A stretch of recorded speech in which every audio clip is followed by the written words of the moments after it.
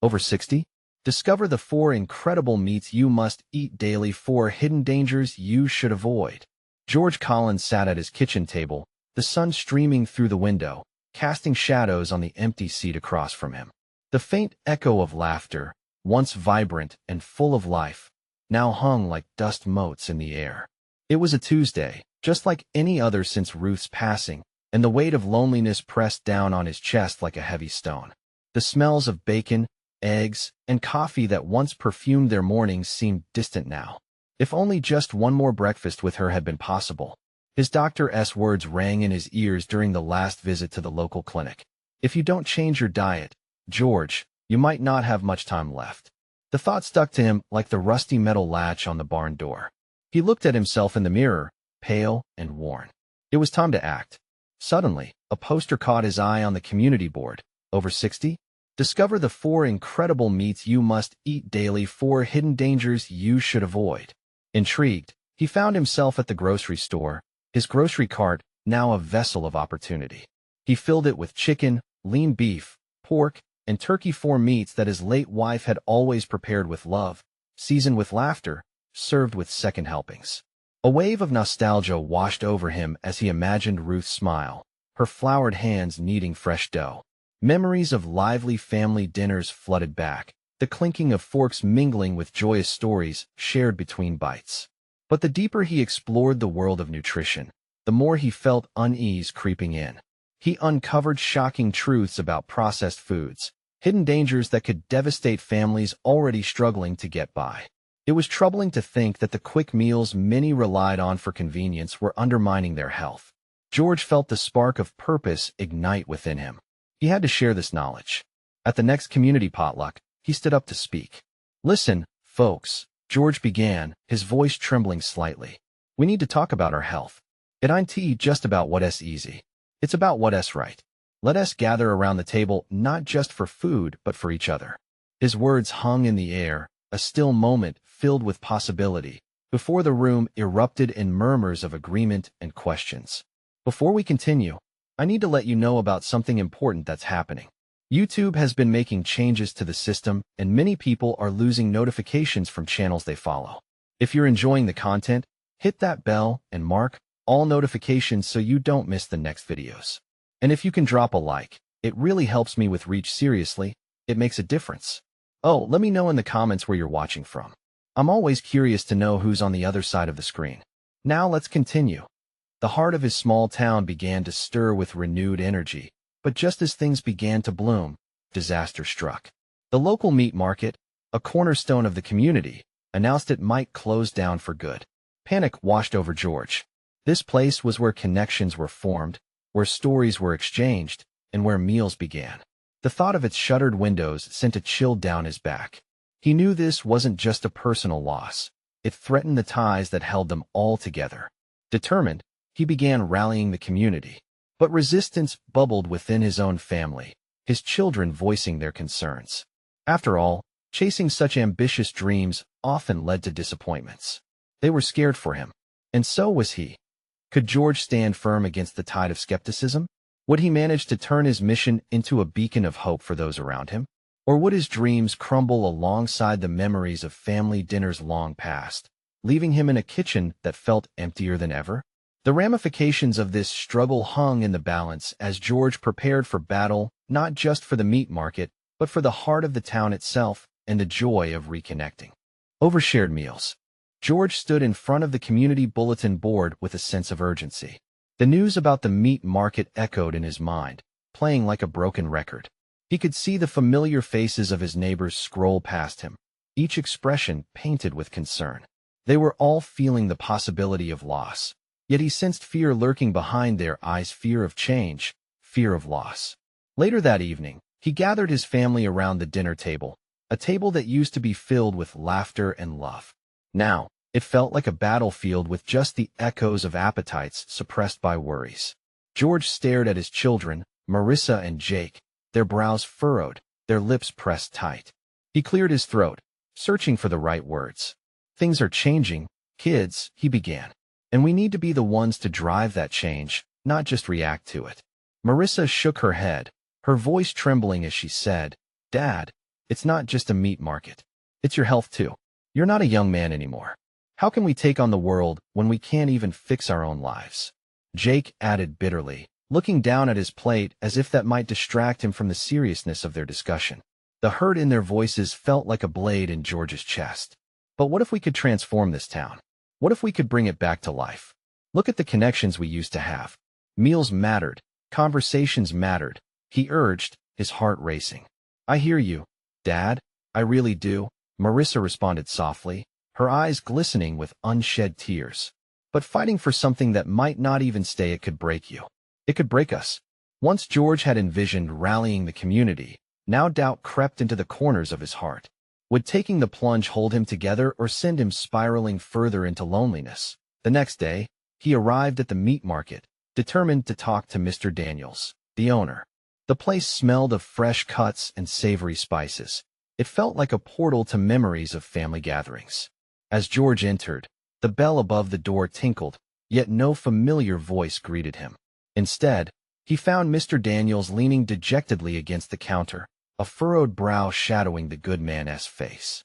George, he said, voice heavy with resignation, I hate to say it, but this might be it for me. The delivery prices are climbing, and folks just aren't buying like they used to. No, we can't let this happen, George exclaimed, surprising even himself. People need this place. We need it. Please, just give us time. Let me get the community together. Mr. Daniels looked at him, uncertainty flashing in his eyes. You think you can save it all? What if it's too late? George felt that steel determination rise within him. I have to try. We have to. Leaving the meat market, he felt the weight of the world on his shoulders, yet hope stirred deep down.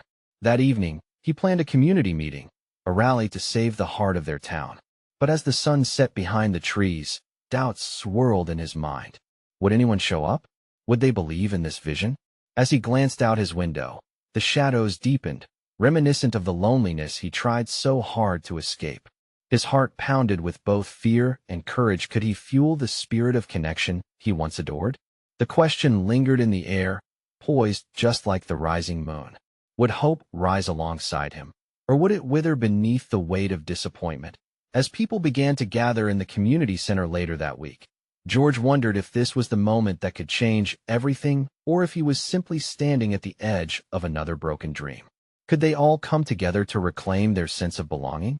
The community center buzzed with murmurs and scattered laughter as people filed in, seeking warmth within those worn walls. George stood at the front, hands clenched together against the wooden lectern, heart racing. He scanned the faces of friends, neighbors, and familiar acquaintances. Each one bore their own struggle, but tonight felt different. Tonight felt like a flicker of hope. As the murmurs quieted, George took a shaky breath. Thank you all for coming, he started, his voice wavering just a bit. We're here because we don't want to lose something that's part of our lives, our story. Marissa stood at the side, her presence a comforting anchor, though her expression hinted at lingering doubts.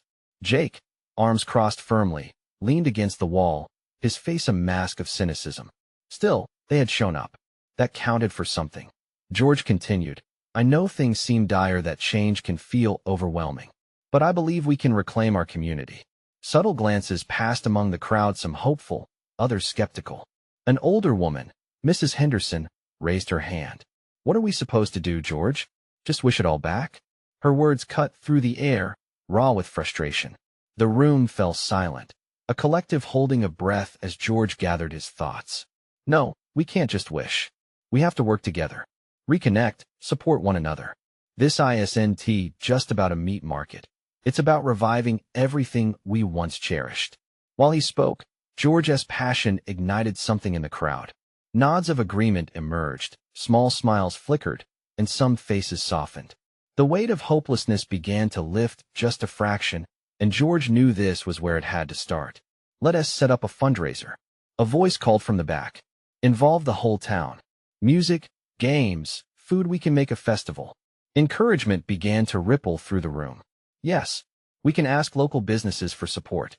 Another voice chimed in, fists raised in solidarity.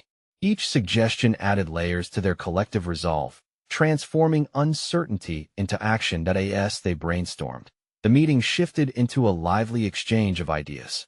Excitement built, and before long, even Jake's skeptical facade softened a little. George felt the fire reigniting within him and smiled, the walls of doubt beginning to crumble around his heart. By the end of the evening, plans bloomed like wildflowers. Flyers would go out, tasks delegated. People lingered, chatting animatedly. Perhaps their bonds were growing again, a small yet significant shift. George couldn't help but feel proud. For the first time in a long while, he saw a flicker of connection among his neighbors. As he stepped out into the chill of the night, the cool air was a relief, and the stars twinkled above, like promises waiting to be fulfilled. But the thought of failure still loomed, a shadow just behind the glow of hope. He had ignited something, but could he fan those flames into a lasting fire? Inside, doubt still snaked its way through his belief. What if they weren't ready for the change? What if their efforts fell flat? The next morning, the weight of unanswered questions settled heavily in George's chest. He couldn't shake the feeling of impending responsibility, an urgency to keep the momentum going. But he also felt a surge of anticipation. Something was shifting. Then came a knock on the door. George opened it wide, revealing Marissa and Jake, both with a strange look gripping their faces. Their eyes sparkled not with fear, but with something new. "Dad, you'll not believe what we found." Marissa trailed off, her excitement infectious. Before she could finish, George's heartbeat quickened.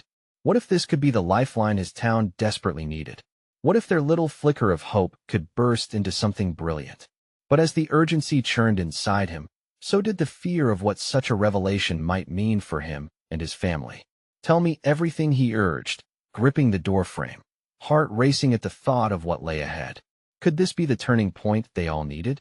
Marissa burst through the door, her excitement spilling out like an uncontained fire. "You won't believe it. We found some old flyers in the attic, from when the community center hosted events years ago." Jake chimed in, his voice steady but with a spark of enthusiasm. "Yeah, and there are names of local businesses that used to sponsor everything. You know, the good old times when everybody came together." George's heart raced as he took the flyers from Marissa's hands. The faded paper felt like a relic of a once vibrant past, a tangible link to better days. Scanning the names brought a rush of memories, places he frequented, faces he hadn't seen in years. These could be a goldmine. We could reach out and revive those connections. Marissa nodded eagerly. "Exactly. If we reach out to these businesses, ask them to support our festival, we might just reignite that sense of community." Jake, arms now uncrossed, shared a hopeful grin. "And if they remember the good times, maybe they'd throw in some donations or even participate again." George felt his heart swell with renewed purpose. "We need to spread the word. Let us create a plan, gather a list of these businesses, and hit the pavement." His ideas flowed. The energy in the living room was unstoppable. It wasn't just hope anymore. It was action. But what if they don't want to help? Jake's optimism still lingered under a sheen of skepticism. "Then we remind them of who we were as a community," George said firmly. "Let them know how much we need them now, how vital they are to the life we're trying to revive. We're not begging. We're asking them to be part of something bigger." Marissa beamed at her father. "Can I design the flyers? I want to use bright colors, make it pop." "Absolutely. I'll gather a list of the businesses we can contact," Jake added, already pulling out his phone. The kitchen buzzed with conversation as they worked together. Each idea built on the last, creating a solid foundation. George couldn't help but marvel at how invigorating it felt to be pooling their energy into a shared purpose. Hours later, they gathered in the living room surrounded by their crude plans. The energy pulsed in the room, brighter than ever. "Okay," George said, his voice steady. "Let us do this." They made a schedule, who would contact what businesses, when to meet again, and how they would organize their approach. Tension still hung lightly in the air. Would everyone reciprocate the energy they were putting into this? Suddenly, Jake's phone buzzed. "Whoa, it's a message from Tanner's Meat Market." His brow furrowed as he read aloud. "They heard about our plans, and they want to host a booth at the festival." Moments of silence followed, then erupting cheers filled the room. It felt like a small victory, but it was enough to bolster their resolve. George tightened his fists in excitement, a smile stretching across his face. "This is just the beginning," he said, that familiar flame igniting again. The family reacted. Real connections to the past were surfacing, But George felt something else stir within him. A shadow of doubt flickered. What if this success was just the surface? What if they were digging up an energy better left buried? The day turned into a blur of emails and phone calls, laughter and determination. But with every step forward, George felt the weight of the question pressed down on him. Could they really create something lasting, or would the same fear of failure come crashing down again? That evening, as dusk settled in, George stepped outside, breathing in the cool air filled with possibility. Looking down the street at his neighbor's flickering lights, a thought crept into his mind. What if the connections they were working to revive had deeper roots than they realized? Then came another knock at the door, this time louder, more urgent. He opened it to find Mrs. Henderson standing there, her brow knitted with concern. "George, we need to talk. It's about your fundraiser." With her serious tone, George's gut nodded. Was there something he hadn't considered? Something more troubling under the surface? He could feel the weight of everything they had built in those past few hours hanging in the balance. "What is going on?" he asked, stepping back to let her in, anxiety taking hold. Mrs. Henderson stepped into the kitchen, her demeanor a stark contrast to the energy that had filled the house just moments ago. George motioned for her to sit, his heart pounding as he prepared for the worst. He sensed her concern was deep, something that hinted at a more unsettling reality lurking beneath the surface of their excitement. "George," she began, eyes darting around as if searching for the right words. "I've been hearing whispers around the neighborhood." She paused, clearly weighing each phrase. "People are worried. The community center hasn't hosted anything in years. There's a fear that, well, that things might go wrong again." George felt a chill crawl down his spine. The previous night's excitement was fading, replaced by a tightening knot of anxiety. "What do you mean by things going wrong?" The older woman took a deep breath, as if gathering the courage to share what she feared. "Remember the last event? The low turnout? The drama? Some are hesitant to invest time or money if they think it might end up like it did back then." He could feel his pulse quickening. Memories flooded back, the feeling of disappointment that had shadowed that last festival. Would it happen again? "I understand their fears," George said, trying to keep his voice steady. "But we're different now. We have a fresh plan, new energy. This is about bringing everyone together again." Mrs. Henderson nodded, a flicker of hope crossing her features. "I know, and I believe in what you're doing. But I think it would help if we could show them they can trust us again.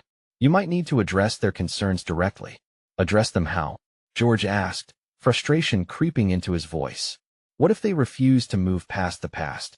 "Maybe a town meeting," she suggested softly. "Invite everyone. Present your plans. Let them see your passion. You could even share some of the old stories from the flyers. Remind them of how it once was." George let that sink in. It was a chance to not just reignite interest, but to mend some broken ties. "You really think that could work?" "I do.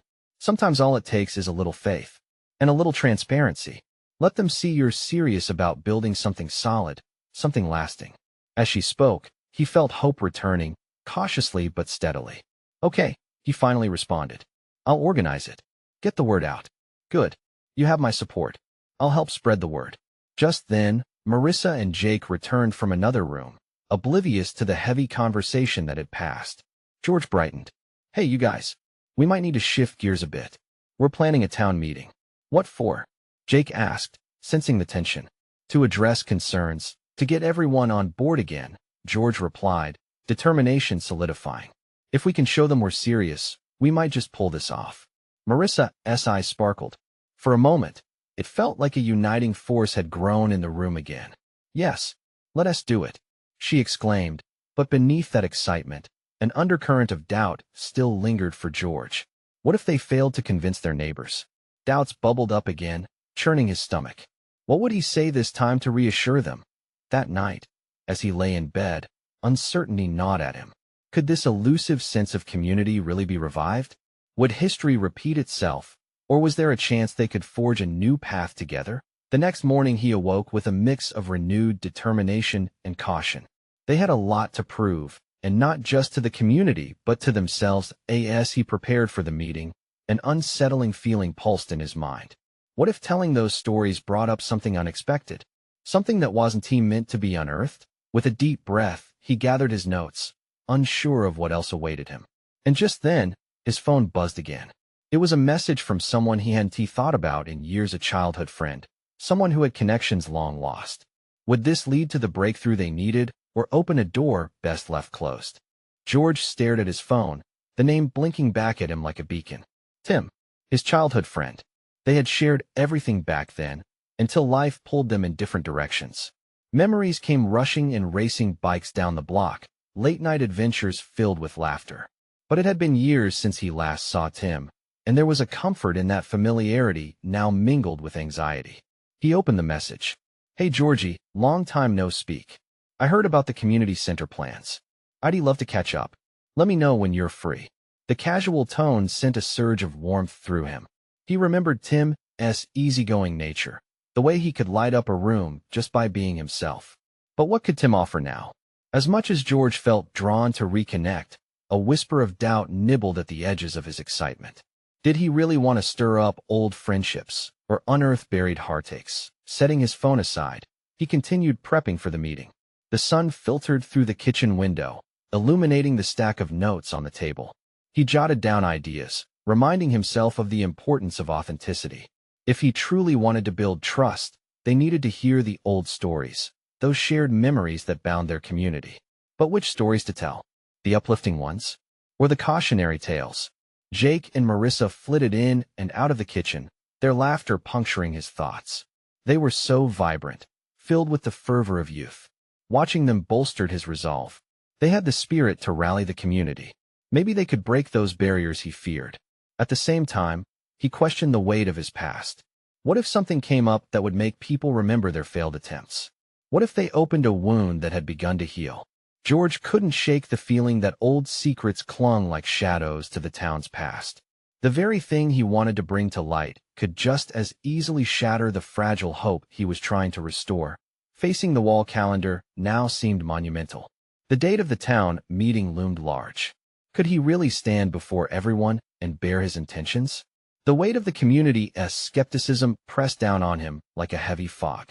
Would it be enough to evoke the faith Mrs. Henderson believed in? Looking out the window, George spotted Mrs. Henderson tending to her vibrant garden next door, digging her hands deep into the soil. She was a symbol of resilience, always cultivating life where others had given up. Maybe he needed to channel that spirit. Taking a deep breath, he resolved to reach out to Tim. Maybe reconnecting could bridge some gaps and spark a new conversation. He quickly typed out a response, suggesting a time to meet. When the response pinged back almost immediately, a smile crept onto his face. Sounds good. Let us meet at Rita's Cafe. Bring your best stories. As George stared at the text, a strange mixture of fear and excitement bubbled within him. Tim brought a connection to his past that he had almost forgotten. Could he help with the town meeting? Could he reignite the old friendships that seemed buried under years of neglect? Questions swirled through his mind as he gazed out the window again, watching Mrs. Henderson nurture her plants. Maybe it was about more than just convincing people. It was about healing for both him and the community. With a newfound sense of purpose, he began to pace the kitchen. He could feel the energy building inside him, the urgency rising to reshape the uncertainty into a call to action. They would face this challenge together. But just as he started to map out his ideas, the phone buzzed again. This time, it was a group chat notification from the neighborhood watch. We need to discuss recent concerns. His heart raced. What new challenges were coming his way now? The group notification blared again, demanding George's attention like an alarm clock he couldn't ignore. It felt like the calm before a storm. He pulled up the chat, his eyes quickly scanning the messages. Break-ins in the neighborhood. Suspicious activity near Oak Street. We need to act fast. A wave of anxiety washed over him. The last thing he wanted was for the community to crumble under fear. The meeting was meant for healing, not division. George rubbed the back of his neck, feeling the weight of responsibility press against him. His mind flickered back to the simpler days with Tim. They had faced challenges together before, plotting their next adventure, tackling everything that came their way. But now, he was standing on the precipice of a community in distress, and he was alone. No, not alone. He would reach out to Tim. They could tackle this together. He quickly typed a response into the chat. Let us set up a meeting tonight to discuss this. United we're stronger. The minute the message was sent, he felt a knot of doubt squeeze his gut. Would they come together to address this? or would fear drive them apart? Excusing himself from the kitchen, George stepped outside, the evening sun wrapping around him like an old friend. He inhaled deeply, the scent of Mrs. Henderson's blossoms filling the air. There was softness there, something comforting amidst his chaos. Pacing his front porch, he listened to the laughter from nearby homes. The community could feel fractured, but within those walls lay the love they had cultivated over the years. Together, they had weathered storms before. Couldn't they face this too? A vibration in his pocket pulled him back. Tim had replied, his heart raced. "I'll be there, Georgie. Let us not just talk. Let us come up with some real plans." Relief washed over him. Maybe this was the spark they needed. Tim still believed in the magic of their friendship and the strength of their community. A thought sparked painfully in George's mind. There were secrets buried deep, stories of loss, of fear, of hesitance. If they were going to rebuild, he would need to share his past and encourage others to share theirs. As he came back inside, something in George relaxed. Maybe confronting those past shadows was the way forward, breaking through the barrier of silence and stigma that loomed over their town. It was time to wield vulnerability like a shield. Jake poked his head into the kitchen. "Dad, you okay?" George smiled, nodding. "Yeah, just thinking." "About the meeting?" Jake asked, his youthful optimism shining bright. "Yeah, but it's more than that." "What do you mean?" George drew in a breath, searching for the right words. "It's about our stories, son. It's about the community we want to build, the friendships we need to rebuild." Nodding with understanding, Jake replied, "Can't we just make it happen, Dad?" "Yes," George said, his heart warming with determination. "We can, but we have to be brave. Together." Tomorrow would be a big day filled with challenges and hopes. Would they carry the secrets of the past into the future? Would they unite in their shared purpose? As evening settled in, George felt the first threads of purpose weaving through the uncertainty. There was still so much to do, but with Tim back in the picture, it felt like a new chapter was beginning. Tomorrow, he would confront the ghosts of their past. But what if they were stronger than he anticipated? What if the secrets lurking in the shadows came tumbling out, threatening everything he was trying to rebuild? The morning light spilled through the curtains, stirring George from sleep. Today was the day he hoped would mark a turning point for his community. He rolled out of bed, his heart beating a steady rhythm of anticipation and anxiety. Could they truly face the issues together, the fears hiding just beneath the surface? After a quick breakfast, George watched as Jake waved goodbye, excitedly hopping onto the school bus. That spark in his son's eye tugged at his heart, reminding him of the hope he needed to ignite in others. George took a deep breath, steeling himself for what lay ahead. He drove to the community center, nerves fluttering in his stomach. The parking lot was slowly filling up, with neighbors pulling in, faces etched with concern and curiosity. This was no ordinary meeting. It was a chance to open a dialogue that had long been stifled. George could feel the collective tension in the air, a silent hum of anticipation that mirrored his own. As he entered the building, he spotted Tim already there, setting up chairs. Their eyes collided, and a sense of comfort washed over George. He joined him, and together they arranged the room for the meeting. More residents trickled in, some wearing expressions of uncertainty, others masks of defiance. George knew, deep down, that they were all feeling the heavy weight of the unsaid. Gripping a microphone, he took a moment to gather his thoughts. "Thank you all for coming," he began, his voice steady but tinged with emotion. "It's easy to let fear drive us apart. But what if we choose to stand together instead?" He could see heads nodding, though some remained hesitant. George pressed on. "We need to share our stories. The things we've buried, the losses we've faced, they matter. They connect us." As he spoke, a ripple of vulnerability spread through the crowd. People began to engage, sharing snippets of their experiences. A single mother voiced how the break-ins shattered her sense of safety. An older gentleman opened up about the loneliness he felt when his neighbors clammed up. Just then, Mary Thompson, usually so reserved, stood up. "I lost my husband last year. It's been hard living here alone, especially now." Her voice broke, and silence enveloped the room. "Thank you for sharing, Mary," George encouraged gently. "And you're not alone. We're here to support each other." As people began to share laughter, tears, and their stories of hardship and resilience, George felt a shift. It was like watching a seed of hope push through the soil, fragile yet determined. Tim stepped up next, his presence a familiar anchor. We're not just going to talk about problems, we're going to find solutions. He laid out plans for a neighborhood watch, a community event to foster understanding, and ways to ensure everyone felt safe here again. The energy in the room was electric, a shared hope blossoming from the raw honesty they had shown each other. But then, George saw something in Mary's eyes as she sat back down, a flicker of realization mixed with fear. "What else are we hiding?" she whispered. The room went still. George's heart raced. He knew this was just the beginning, but something deeper was lurking beneath the surface. If they were to confront their fears, would they also need to face the darker truths hidden in their pasts? He looked around at the faces, all filled with fragile hope mingled with fear and a yearning for something more. What revelations lay ahead? And would they unite to face the toughest truths of their past? Or would those long-buried secrets threaten to tear them apart once more?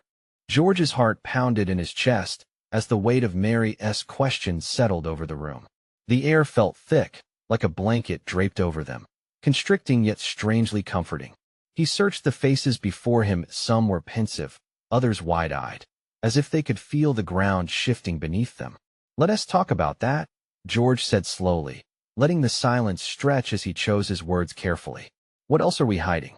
What fears have we kept tucked away?" A middle-aged woman, her hands trembling in her lap, finally spoke up. "I haven't told anyone this, but the break-ins were not just about belongings. They brought back memories of my own home being violated. I thought I could leave those feelings behind, but they found me here." Murmurs of agreement rippled through the crowd. George could feel a shift. They weren't just sharing stories of loss anymore. They were tapping into wells of pain that ran deeper than anyone had anticipated. "Last spring," said a young man named Mark, his voice wavering, "I witnessed something that changed my life. I saw someone I thought was a friend doing something terrible, and I did nothing. I didn't want to get involved, but now I wonder if I even recognize the monster hiding beneath the surface." George felt a knot in his stomach. The weight of guilt hung heavy, pooling in the room, a shared burden now acknowledged. They had all been haunted by choices they wished they could change. "Each of these experiences connects us," George said, trying to channel the energy into something productive. "This sense of helplessness, it doesn't have to define us." Tim took a small step forward, his forehead creased with concern. "So what do we do?" he asked, his voice steady. "How do we not just confront these truths, but also evolve from them?" A spark of determination surged in George. "We build a framework for support. We don't face this alone. We plan together, we voice our truths as a community, and we hold each other accountable. Our past does not dictate our future." The crowd began to murmur in agreement, the realization dawning that facing those fears could, in fact, forge a stronger bond among them. Then, out of the corner of his eye, George noticed Mary again. Her gaze was intense and filled with a new kind of clarity. But what if facing the truth tears us apart? He could feel the anxiety swarming again, like a wasp's nest disturbed. "That's the risk we take," George replied honestly. "But hiding has only served to isolate us further. If we want real change, we have to be brave. All we need is resilience," Tim added, his voice ringing with inspiration. "To lift each other up, to listen without judgment. The first step is creating a community where we not only accept our flaws, but also embrace our strengths." As they spoke, light bulbs began to flicker on in heads around the room. They realized that embracing vulnerability could lead to empowerment. It felt exhilarating, but something still loomed, like a shadow waiting to be confronted. With newfound courage blossoming, George took a step back. "Let us keep this momentum going. We can create a committee tonight to drive these initiatives forward." The room buzzed, conversations overlapping. Hope sparkled in the eyes of the residents, a glimpse of a community that could rise together. But as laughter began to mix with the persistent heaviness, George couldn't shake the feeling that deeper unresolved issues lurked nearby, waiting to either unite them or unravel everything they had built so far. He glanced at Mary one more time, asking silently if she could sense it too. They couldn't ignore the undercurrents of fear still swirling in their hearts. Their courage would be put to the test sooner than they imagined. What untold stories were still buried? And just how high a price would they pay to uncover the truth? As the night drew on, George could feel the energy amongst his neighbors crackling with hope, yet something darker tugged at his consciousness like a persistent whisper. He welcomed the enthusiasm, but he knew they needed to address those underlying fears. How could they build a future without confronting the shadows of their past? "All right, folks," George called out, his voice steadying over the growing buzz in the room. "This is a turning point. We've opened the floor for our hopes and plans, but we also need to make a pact. A promise to hold each other accountable."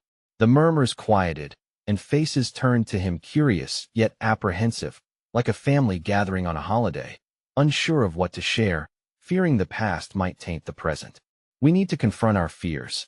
If we're going to build a supportive community, we have to talk about what scares us together. Would anyone like to share?" George's heart raced. He watched as a wave of uncertainty washed over the crowd. "I think we're afraid of a repeat," a voice piped up suddenly. It was Mr. Becker, an older gentleman known for his soft demeanor. "Last time we tried something like this, it ended in more heartache than healing. We lost faith. How can we trust this time will be different?" A silent tension filled the air, each person absorbing his words. George felt that chill crawl back in. "You're right," he admitted. "In our eagerness to move forward, we can't ignore those scars. But what if we acknowledged those wounds instead?" Mrs. Henderson chimed in, her eyes sparkling with resolve. "It will take time, you know. Trust doesn't just magically appear. It's earned through acts, conversations, commitment." Her compassion poured through the room like warm tea. "Exactly," George nodded eagerly. "And we have to remember that we're in this together. We can't just throw caution to the wind. We must actively prove to each other that we're serious about this." "They want us to do this alone," Tim added, stepping up beside George, his hand resting comfortably on the lectern. "Let us commit to staying connected through regular meetings to not just propose initiatives, but also evaluate our progress." A small murmur of agreement expanded, the room quietly acknowledging the reality of their shared past. "I'll admit," George took a deep breath, the weight of vulnerability forcing him to meet gazes with every individual before him. "When things went south in the past, it affected my family, my health. I just want us not to repeat those mistakes." He could see the understanding, the nods of affirmation, and it instilled a flicker of confidence within him. "We have to approach this not just as a community event, but as a collective healing. Together." Mark's voice rang out across the room. "Maybe we need smaller gatherings too. More personal. Coffee clatches, home dinners. No pressure. Just a chance to connect and rebuild quietly." That suggestion unleashed new ideas. Conversations stretched and flowed: potlucks in homes, book clubs, jam sessions. Each glimpse of togetherness solidified their commitment, transforming the night into a patchwork of plans for nurturing connections, not just for a single event, but for a lifetime. As discussions unfolded, the tension in the room began to lift. George's heart swelled, banishing doubt like a rising tide dispersing fog. They were tapping into something fresh, something transformative. When the meeting began to wind down, George could see the light in his neighbors' eyes. They weren't just looking to share their personal victories, but to embrace their collective vulnerabilities. "Let us make a pact," George suggested, capturing the attention of the room once more. "Let us meet regularly to share our burdens and lift one another. After all, we're stronger when we're united." The enthusiasm grew, resolutions echoed through the group, and laughter blossomed like flowers after a rain. And amidst the warmth, George's mind flickered back to the raised voices, the doubts, the fears they had faced. What came next mattered. The beauty of their bonds depended on action. Leaving the community center, George felt lighter, the shadows of doubt retreating into the night. He couldn't shake the idea that they were still on a precipice, teetering between hope and fear. But collectively, they had decided to step forward. As he drove home, he considered how deep these connections could run. The thought of his children claiming a brighter tomorrow filled his heart with joy, a future defined not by past inadequacies, but warmed by newfound resilience. The following day felt like the dawn of a new journey. George woke early, excitement guiding him as he prepared breakfast. Jake and Marissa blinked awake, yawning and stretching beneath the golden rays of light, each longing the safety of family meals that once thrived on connection. "Today, we're planting seeds," George announced over sizzling eggs. We'll plant them in our community and nourish them with intention and care. He wanted them to be warriors for hope, his children embracing the stories they would share. Marissa looked up, concern still etched on her brow. Dad, do you think it's really going to work? What if they don't really want to change? George turned, meeting her eyes with unwavering belief. If we show up for each other, one step at a time, we can light up this town again. Okay, Dad, Jake said, determination sparking in his voice. Let us make him remember us. With a renewed purpose blossoming within him, George steered them into the day, ready to take on whatever challenges lay ahead. Together, they were a force of change, relighting the fire of their community that he felt hopeful, knowing they could embrace the truth and grow from it. Together, they could reclaim their lives and weave a tapestry of connection. As the sun began to climb higher, George understood they were stepping into the light, transformed by courage, vulnerability, and love. Now was the time to act. No more hiding in the shadows. They would rise above the weight of uncertainty and forge a beautiful, new future, one delicious shared meal at a time. And as the day waned and the night set in, George closed his eyes and whispered a silent promise. We will make every moment count. But oh, how this journey had to be shared. Don't wait not even one more second to share this video with at least 5 friends who need to see this transformation. You need to subscribe immediately to the channel to not miss the next exclusive stories. Leave a like now to feed the algorithm, and comment your reactions and feelings about the ending. This is the moment to show your support. You know how important it is for communities to thrive.